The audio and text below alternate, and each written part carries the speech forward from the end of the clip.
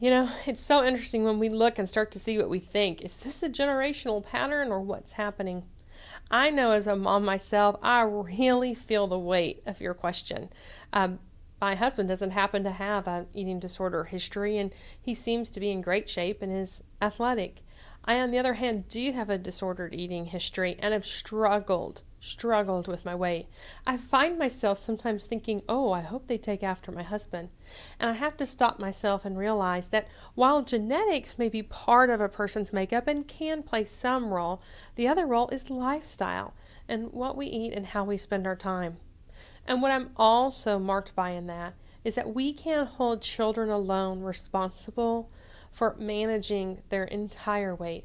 It's up to the adults who really provide an atmosphere that they can feel safe enough to discuss what's going on, or have enough food to make healthy choices, or have enough activity opportunities that keep them active.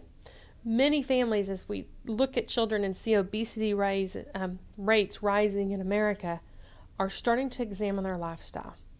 It sounds like you were really drawing a correlation between your daughter starting to copycat you, and this was bringing up fear and anxiety for you. I would not want you to take it so far as to believe that somehow you specifically caused this. I like the fact that you're asking now and trying to figure out exactly what can you do so that you guys are just a family who eats and lives well and is active, versus intentionally trying to pass on a negative relationship with food. If you have started to notice that your daughter is eating at times that you believe is for comfort, then you might want to consider letting her know later, honey, I know earlier today you were kind of upset about that grade on your paper, and then I noticed afterwards that you were in there eating. Sometimes when we're upset, we eat when we're not even hungry. The next time you're upset, you know what? Feel free to come talk to me.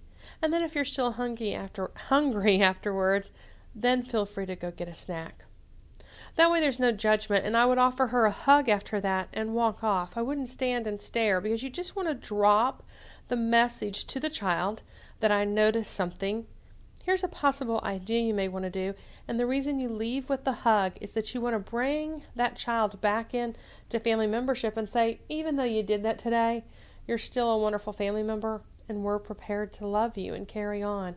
So good luck with looking at your lifestyle, review it, see where you're providing opportunities for the whole family to be active, because it's important to be active and move our muscles, not just because we don't want to be gain weight or be fat. Make sure you have healthy snacks around the house so that if she does go, because kids are often hungry after school, she has great choices to choose from. And increase your verbal communication to her about what you notice about her and how you're willing to be a help.